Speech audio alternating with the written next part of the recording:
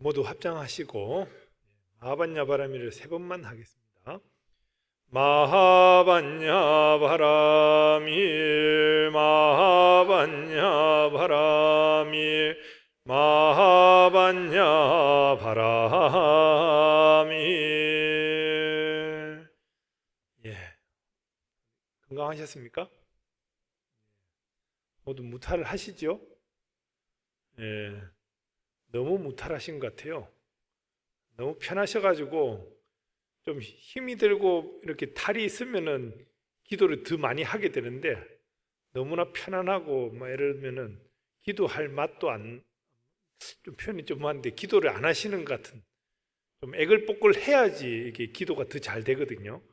아마 여기 모르긴 해도 수험생 어머니들 많이 계실 텐데, 날짜가 임박해짐으로 인해서 더 기도에 열심히 하는 이런 느낌이 있을 겁니다. 항상 무슨 장애가 있다고 해서 열심히 할 것이 아니라 건강할 때 더 챙기라고 하는 그런 의미 잘 생기시기 바랍니다. 오늘은요, 법회부를 보시면은 오늘은 광덕 스님 글을 좀 옮겼습니다.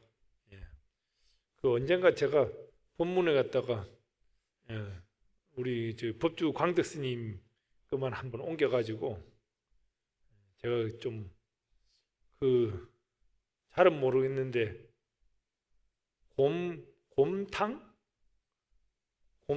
곰국도 이제 우려 먹는 게 제맛이라고 그러지 않습니까? 광덕 스님 본문도 좀 우려 먹는 게 좀 제맛, 제탕이, 죄송합니다. 예. 좋은 글이 워낙 많아가지고 제가 좀 옮겼습니다. 오늘은 제목부터 좀 깁니다.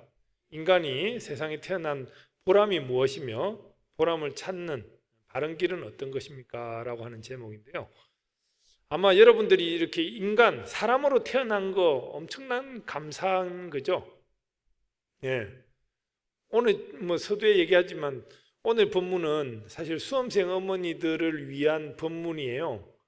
이제 얼마 안 남았어요, 이제. 다음 관음제일쯤 되면 아마 정신 없을 겁니다. 그나마 요즘 또 정시를 보는 분들이 또 드물어요.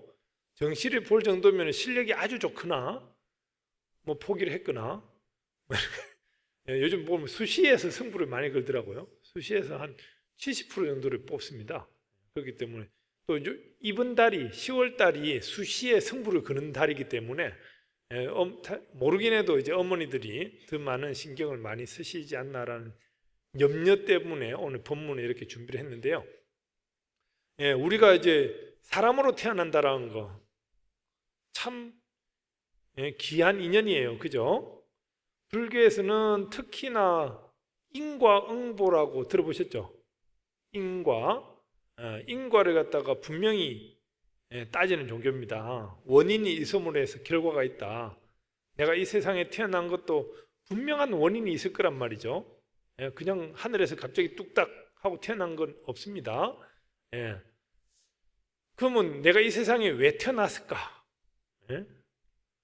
태어나고 났어도 그냥 사는 것이 아니라 좀 더 보람되게 살아줘야 되잖아요. 그죠? 아마 여러분들이 여태까지 사시면서 여태까지 희노애락을 많이 겪으셨겠지만 지금 한 몇십 년을 사시면서 뭔가 보람이 있으신가요? 당연히 있으셔야 됩니다. 질문부터가 좀 웃긴 건데, 그러니까 이제 여러분들이 세상에 태어날 때 나는 왜 태어났을까라는 의심을 한번 해보셨나요? 아마 모르겠도 지금은 연세가 좀 있으셔가지고 꼬맹이 때 기억이 거의 잘 안 날 겁니다. 그죠? 근데 꼬맹이 때 막 갓난아기 때도 기억이 잘 안 나겠지만 하여튼 좀 갓난아기 어린이 시절이라든지 왠지 뭔가 꿈이 있었잖아요. 그죠? 장래 희망 이런 거 기억 안 나십니까? 여기는 좀 훌륭하신 분이 되려고 했던 분이 많으셨어요. 그죠? 그래가지고 여기까지 오게 됐습니다. 그죠? 훌륭하지 않았으면 아마 지금도 일하고 있었을 거예요. 예. 예. 그러니까 아마 여러분들은 열심히 사신 거예요. 열심히 사신 겁니다. 더 열심히 사셔야 돼요.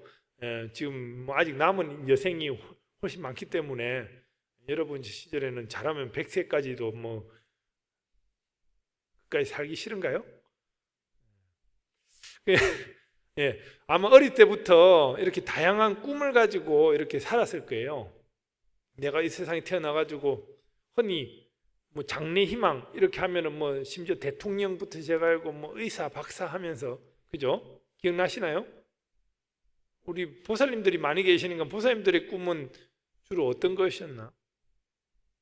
영부인 뭐 이런 거. 예, 제가 아는 대학생이 있었는데요. 대학생이 애인이 있었어요. 그 애인 여자친구가 이제 꿈이 영부인이었대요. 그래서 이 대학생 애가 어떻게 그 꿈을 실현시켜 줄까 하다가 애가 이제 학교를 졸업한과 동시에 그 장교로 군대를 갔어요. ROTC 이렇게 가 장교로 가가지고 장교로 가가지고 이제 저하고 계속 연락을 했었는데 어느 날 이제 제보고 이제 스님 제가 소령을 달았습니다 막 이러는 거예요. 소령 영부인이 됐다고. 예. 대통령 부인이 아니라 소령 영부인. 예, 소원을 들어줬다고. 예, 여하튼 뭐 꼬맹이 때부터 아마 그 다양한 꿈을 가지고 계셨을 텐데, 예? 어찌 보면은 뭐 단순히 뭐 전업주부 이것도 엄청난 겁니다. 예? 현모양처 이것도 엄청난 꿈이에요. 여러분들은 그래도 이런 겁니다. 지금 이 관음제일 날 이 자리 불광사 보광당에 앉아 있어가지고 봉공 스님하고 얘기를 할 수 있다는 이것만 하더라도 여러분들은 복 받은 거예요. 예, 그 다른 분들은 얘기를 듣고 싶었어도 못 들어오게 하는 막 그야 죄송합니다. 예, 여하튼 우리가 인간으로 태어나서 좀 더 보람되게 살 수 있는 방법이 뭐가 있느냐? 그래 이 법회부에 나와 있는 내용은 인생이 태어남 자체가 부처님은 고통이라고 했습니다. 뭐 심지어 아기들도 막 나오자마자 막 울음을 터뜨리고 하는 것이 어머니의 심장 박동 소리를 듣다가 그 소리가 없어지면서 두려움 속에서 울음을 터뜨린다고 그래요. 어찌 보면 이제 꼬맹이 때부터 막 하루하루 살아가는 게 공부도 해야 되고 뭐 일거리도 많고 또 병도 생기고 이게 다 고통이 아닙니까? 이렇게 볼 수가 있어요.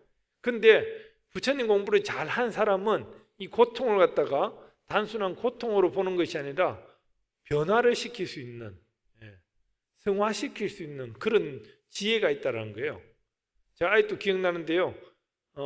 제가 그 행자 시절에 아침 새벽에 일어나가지고 허드렛 일을 하면서 이렇게 하루 일과를 보내는데 한 번은 대웅전인가 이렇게 뭐 맞이를 옮기고 이렇게 뭐 짐을 옮기고 하는 그런 시기가 있었는데 그 이제 막 좀 낮에 이렇게 젊은 행자가 허드렛 일을 하는 걸 본 관광객이 범어사를 찾은 관광객이 아유 이 고생하러 말라고 그 스님 생활 하냐고 이 좋은 시절에 하면서 옆에서 좀 비꼬는 식으로 얘기를 하더라고요. 그래가지고 아유 말라 이 고생하냐 고통스럽지 않냐 이렇게 얘기하길래 제가 그분 보고 고가 락입니다 이렇게 기억이 나거든요. 고가 락입니다. 그러니까 이제 그분이 보니까 야 행자가 이 정도 수준인데 범원사 스님들은 도대체 이랬던 기억이 나요. 그래가지고 고통을 고통으로만 봐버리면은 그건 고통이에요.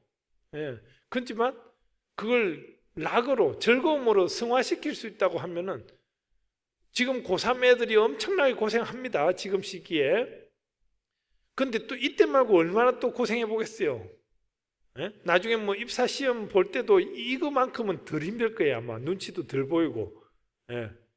지금 요 몇 달 고생하면은 우리나라는 참 제도가 좋은 게 100일만 고생하면은 당락이 될 수 있게끔 참 그죠?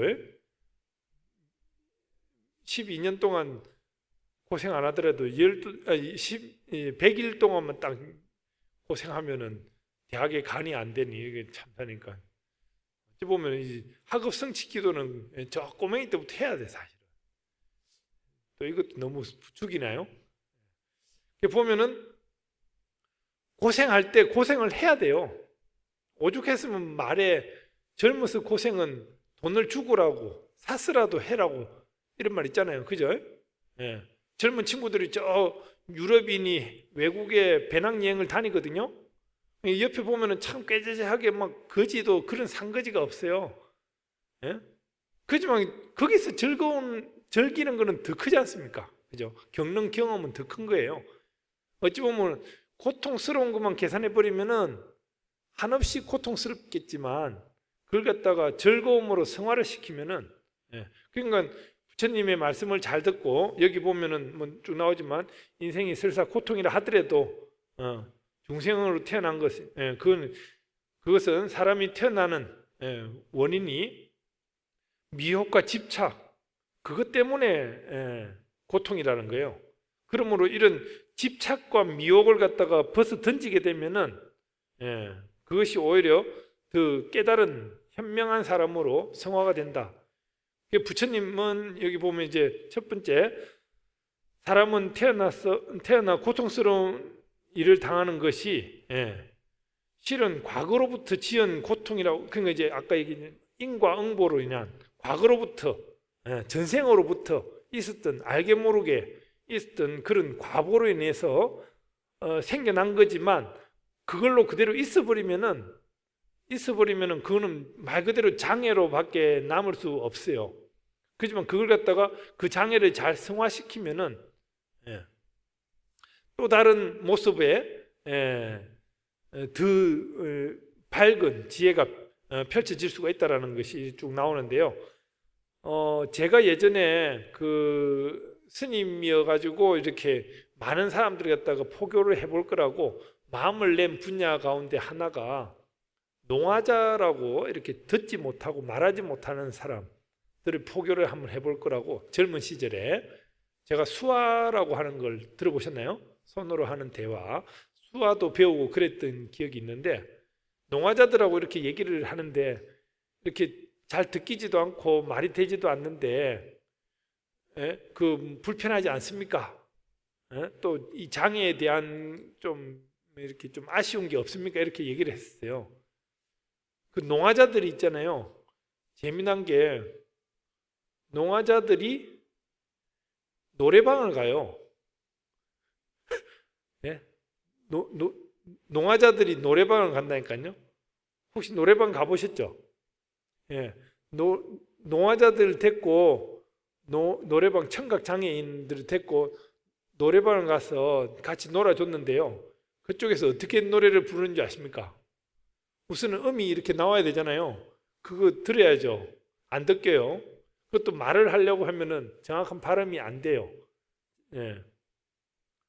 근데 막 마이크에 대고 막 본인들 나름대로 막 괴성을 지릅니다. 그러면서도 즐겨요.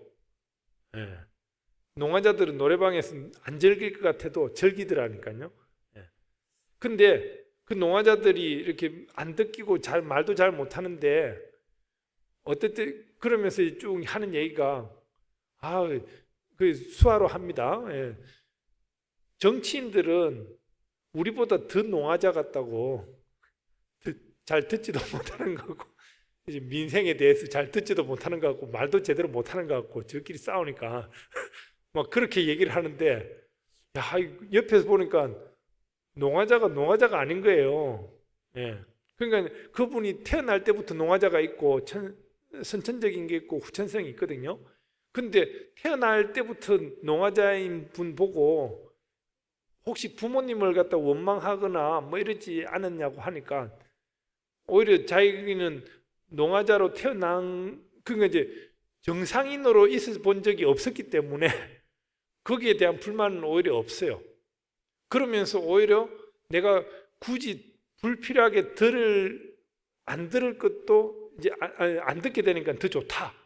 이러면서 그분은 마음이 엄청 밝게 이렇게 농화자, 우리가 봤을 때는 정상인이 봤을 때는 장애인으로 보일는지 몰라도 그분 입장에는 지극히 밝게 그 장애가 전혀 장애스럽지 않게 이렇게 사시더라고요. 요즘 배우자들을 갖다가 구하는 사람들을 옆에서 보면은 야, 너 이상형이 뭐냐 이렇게 묻거든요. 제가 너 이상형이 뭐냐 이러니까 요즘 애들은 이상형이 정상인이래요. 이상형이 정상인이라고. 워낙에 비정상이 많아가지고 오죽했으면 이상을 바라야 되는데 그냥 정상인만 돼도 괜찮겠다. 이러니까 참 비정상이 많은 것 같아요. 그런 반면에 우리가 보면은 이 장애라고 하는 거, 태어날 때부터 뭔가 고통이라고 하는 거, 그 보면은 참 그렇지만 그것을 갖다가 단순한 고통으로만 봐버리면은 정말로 고통으로만 장애로만 남을 수밖에 없지만 그걸 갖다가 승화를 잘 시킬 수 있는 그런 계기를 삼는 것이 바로 이 부처님 말씀을 따라서 수행하는 것이 아닌가라는 생각이 듭니다. 특히나 이제 지금 고3 어머니들이 많이 계실 테고 제가 보면은 이제 고3 수험생들을 갖다가 지도하는 입장에서 보면은 어쨌든 보면 부처님하고 인연을 갖다가 맺어 놓는 것이 정말로 중요하다라는 생각이 들 때가 있어요. 그러니까 저도 이제 제 주변에 친인척들이 있는데 이제 제 조카들도 이제 대학생들이 되는 애들이 많아요. 그래가지고 걔네들이 막 간혹 가다가 이제 제 전화번호를 주면은 지네 엄마랑 한바탕 하고 삼촌을 찾아서 전화를 줍니다. 그래가지고 엄마만 없으면은 정말로 공부하기 좋을 텐데 막 이런 얘기들을 해요. 엄마가 너무나 많은 장애를 줘가지고 그러니까 난 그것도 잘 극복해라 이러는데 그러면서 이제 그 친구 보고 이제 막 스트레스가 많이 쌓이면은 스트레스를 푸는 방법에 대해서 심지어는 뭐 108배를 해라고도 권합니다. 애들이 막 108배라도 하다 보면은 자기 방에서 조금 그 고3 애들이 자기 방에서라도 108배를 하다 보면은 허리 뭐 무릎은 아플는지 몰라도 그나마 108배 하는 동안 좀 가시나 봐요. 그래가지고 이제 108배를 꾸준히 하는 조카들도 있고 특히나 어머니랑 뭐 한바탕 하고 나면 한 300배까지도 한다고 그러더라고요. 그래가지고 막 더 많이 하게 되는. 그러니까 절을 하게 되면 나름대로 업이 소멸되기도 하고 또 나름대로 공덕이 쌓이기도 하고 그렇기 때문에 뭔가 답답함이 풀리는 그런 계기가 되는. 특히나 이제 수험생 어머니를 위해 가지고 10월 말에 아마 3,000배가 있죠. 3,000배를 갖다가 평생 안 해보다가 자제분을 위해 가지고 3,000배에 도전하시는 분도 계실 텐데 저는 지극히 권합니다. 3,000배를 하다 보면요 꼭 숫자를 갖다가 정확하게 3,000배를 해라고 하는 것이 중요한 것이 아니고 긴 시간 동안 절을 많이 엎드렸다 일어났다 누가 보면은 단순히 뭐 노동하고 운동하는 것 같이 보일는지 몰라도 그래도 안 한 것보다는 낫고요. 하다 보면은 처음보다 달라집니다. 분명히. 저는 많이 느꼈어요. 그래가지고 저도 뭐 짜투리 시간에는 절을 하고 싶은데 어쨌든 이제 몸이 좀 안 따라지고 그런데 여하튼 절을 갖다가 꾸준히 하다 보면은 안 한 것보다 낫고요. 특히나 이제 저는 수험생 어머니들은 반드시 이 대입 기도에 붙여서 100일 기도를 하면서 매일같이 108배 이상을 욕심 같았으면 새벽 뭐 아침 점심 저녁으로 한 300배 정도는 했으면 하는 바람이 있어요. 그렇게 어머니들이 절을 꾸준히 열심히 해야지 저녁 늦게 들어오는 자제분들이 지쳐가지고 학업 스트레스에 시달려가 들어오는데 어머니들이 300배 이상 절을 하다 보면 지쳐가지고 뭐 잔소리를 못 하시거든요. 그렇기 때문에 어머니들이 절을 열심히 하면서 지쳐 있어야 돼. 그래서 애들이 공부를 더 잘하게 된다니까요. 아주 권하고 싶어요. 3000배 같은 경우에도 3000배라고 하는 숫자가 커 보이니까 이걸 어떡하나 싶은데요. 천천히 하면 됩니다. 천천히. 예. 보통 이제 스님들이 이제 절을 할 때는 이제 엎드렸다 일어나는 시간을 한 6초 정도로 잡아요. 예. 엎드렸다 일어나는 속도를 6초 정도 잡으니까 이제 1분이면은 60초니까 10번을 하겠죠. 10분이면은 100배를 하고, 그죠? 50분이면은 500배를 하고, 그 10분간 쉬었다가, 또 1시간 하면은 500배를 하고, 10분간 쉬었다가. 그렇게 6번, 6시간 하면은 3000배 되잖아요. 그죠? 깔끔하죠? 예. 그러니까 이제, 그렇게, 처음에는 좀 빠른 속도로 한 4초 만에도 엎드렸다 일어날 수가 있습니다. 예. 그리고 이제 뒤에 가면 한 10초에 한 번 할까 말까 이렇게 힘듭니다. 한 6, 700배만 넘어가도요. 그 다음부터는 몸이 알아가지고 단련이 돼가지고 자연스럽게 그냥 튕겼다 일어나고 자연스럽게 됩니다. 그러니까 이제 3000배를 한다고 하면은 그 당일날만 딱 와가지고 3000배를 하면 안 돼요. 그러니까 전 며칠 전부터, 못하겠는데 한 일주일 전부터 뭐 108배를 했다고 하면은 오늘은 한 300배를 하고 오늘은 한 500배를 하고 이렇게 하다가 3000배 날 딱 들어가면은 한 300배, 500배 정도를 한 일주일 정도 이렇게 하다 보면은 3000배를 그더니 해낼 수가 있습니다. 심지어는 3000배를 하고 나면은 그 다음날 힘들어하고 그냥 절을 안 하는 경우가 있거든요. 그러면 다음날 3000배를 하고 난 다음날에는 해장절을 또 해야 돼요. 예. 한 모르게도 한 300배 정도는 해야지 다리가 오히려 더 풀리고 이렇게 됩니다.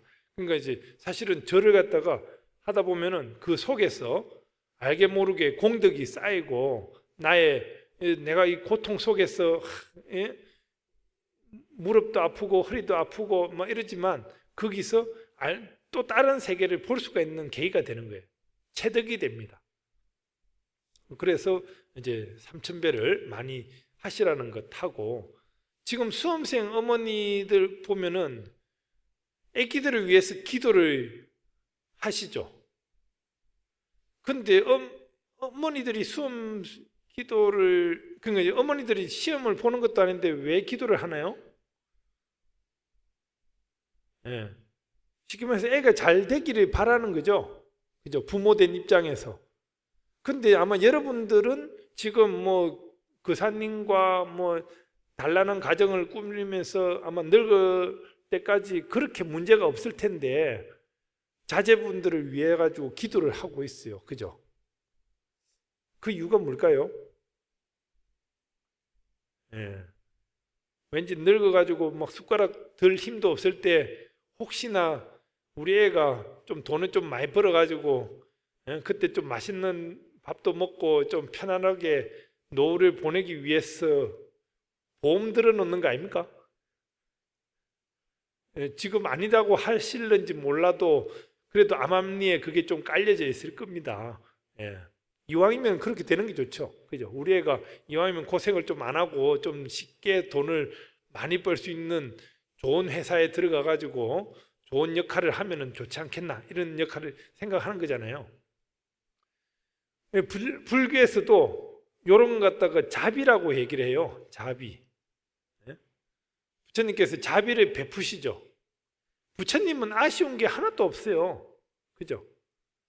당신은 깨달음을 얻고 편안하게 사시고 이렇게 아쉬움이 하나도 없어. 근데 어찌 보면은 좀 깨닫지 못한 사람들을 보니까 연민의 정이 있어가지고 저분들에게도 다 지혜롭게 현명하게 살게끔 해야겠다라고 하는 그런 자비심이 생겨놓으니까 막 설법을 하러 다닌 거 아닙니까? 그죠? 당신네도 좀 지혜롭게 사시오, 현명하게 사시오, 이렇게 한 거 아닙니까? 여러분들도 보면은 지금 이 기도를 하는 것이 자비심에서 기도를 하는 거예요. 자비심에서. 너무나 잘 알고 계시겠지만 지금 이런 관음제일 와서 나름대로 관세음보살님의 가피력으로 우리 집안에 좀 건강하고 뭔가 좀 탈이 없고 이렇게 되기를 바라는 마음에서 관음제를 챙겨서 기도도 하고 또 이 스님의 법문을 들어서 또 나름대로 뭔가 지혜롭게 살 수 있는 방법이 뭐가 있나 이런 걸 하기 위해서 온 거 아닙니까? 그죠? 어찌 보면 요 사시기도를 온 것도 하나의 투자예요, 투자. 1시간 부처님께 예를 가하면서 나의 마음을 갖다가 한번 되짚어보고 나를 한번 다짐해보고 또 스님의 얘기를 법문을 듣고 그래가 어찌 보면 이 2시간 가량의 절에 온 거에 대한 투자가 요 정도 했으면 뭐 성공했겠구나 이렇게 느껴질 때 성공한 거 아닙니까? 그죠? 그러니까 스님도 거기에 맞춰가지고 귀한 시간 내가지고 오늘 뭐 오전 내내 주무실 수도 있는데도 불구하고 법문 들으러 온 거 보면은 아이고 그래도 뭔가 하나 건져가십시오 싶어서 제가 지금 얘기하고 있는 거고 그죠? 예.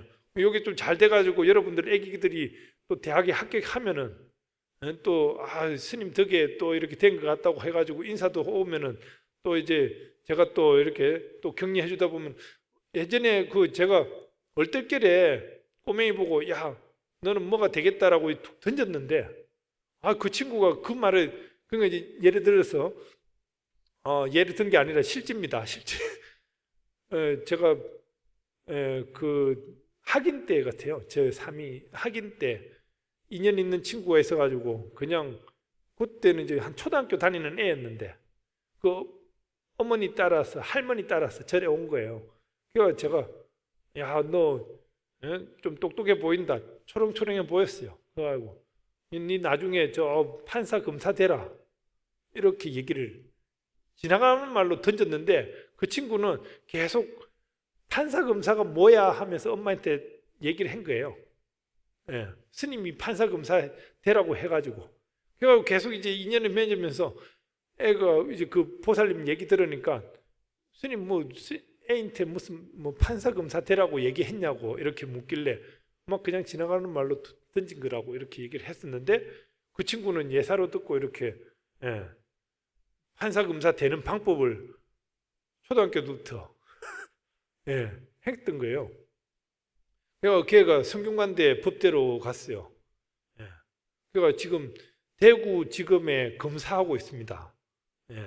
제가 무심결에 던졌는데 그래서 간혹 가다가 이제 제가 뭐 필요를 할 때 이렇게 물어보면은 답은 해주는데 좀 바빠서 시원찮게 답을 끝까지 딴 생각하지 말고 그 열심히 일해라고 이렇게 얘기를 하는데 그러니까 이제 저하고 인연이 있는 친구들이 그런 애들이 간혹 있어요. 그 보면은 지금 또 이제 그 여러분들 자제분을 갖다가 이렇게 소개시켜 주다 보면은 제가 무심결에 이제 던지는 말이 있거든요. 그런데 아이들은 의외로 그게 딱 꽂혀가지고 이제 클수도 왠지 스님이 또 그렇게 될 것 같다고 하니 그래가지고 보면은 딱 있습니다. 이게 뭔가가 있어요. 이 인과라는 게 그냥 있는 게 아닙니다. 이게 그래서 아무튼 여러분들 또 요 불광유치원도 마찬가지예요. 불광유치원에 그 자모님들이 법등 모임이 있어요. 어머니들 그분들한테도 제가 무심결에 던졌는데 그 자모님들이 꾸준하게 고3까지 같이 어머니들이 유치원 동기 어머니들 심지어 우리 법등에도 있어요. 우리 식구들 법등도 아직도 활동하는 분들이 계십니다. 보면은 유치원 때부터 애들 막 뭐 똑똑하게 생겼네 이렇게 한마디 던진 것이 그렇게 되거든요. 어찌 보면은 여러분들 자제분들도 지금 부처님과의 인연, 스님과의 인연을 통해서 그 친구가 평생을 사는 데 있어서 좀 더 보람되고 어찌 보면 스님하고 하나 알고 있는 거 이것도 스펙이 될 수 있습니다. 그죠? 뭐 그 어떤 애들은 막 절을 너무 팔아가지고 지방에 저 등산이나 여행 가가지고 잘 데가 없으니까 절에 들러가지고 저 본공스님 많은데 어떻게 잘 수 없냐고 아이고 방 내주고 막 갈 때 차비까지 줬다고 스님들이 그런 친구들도 있더라고요. 스님을 아는 것도 스펙이기 때문에 어찌 보면 불자로서 그 예전에 이화여대 불교학생의 애들이 제한테 이제 수계를 받은 적이 있어요. 이화여대 불교학생 애들이어가지고 그 수계를 할 때 연비를 하잖아요. 연비를 할 때 그 향으로 가볍게 이렇게 대게 할 수도 있는데도 불구하고 제가 좀 진하게 이렇게 대해줬어요. 예. 개종 못하라고. 여자애들 팔뚝에 이렇게 연비를 해놓으면 된 자국 있으면 좀 그렇잖아요. 그렇지만 이제 불심이 강한 친구들은 이렇게 딱 굳히기를 해라고. 장난으로 한 거 아닙니다. 예, 그래 아무튼 그렇게 부처님과 인연되고 스님과 인연되다 보면은 최소한 애가 엄둔 짓을 안 하는 거예요. 나쁜 짓을 안 합니다. 그러니까 세상에 태어나서 보람된 일을 찾는 사람 되고 보람되게 사는 것이 어찌 보면 부처님과 인연되는 것, 부처님의 가르침을 평생 수행 삼아 공부하는 것, 이것이 최고의 삶이 아닌가.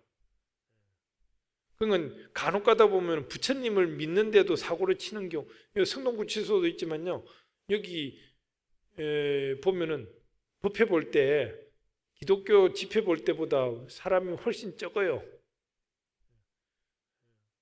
저기는 없어야 돼요. 법회 볼 때 사람이 없어야 돼. 불자들은 사고 안 치고 다른 종교 믿으니까 사고 많이 치니까 많이 가잖아요. 예, 그래 보면은 여러분들도 이렇게 부처님 인연된 걸 소중히 생각하시고 더 많은 인연을 맺어 주셨으면 하는 바람에서 오늘 얘기를 전했습니다. 감사합니다. 줄이겠습니다.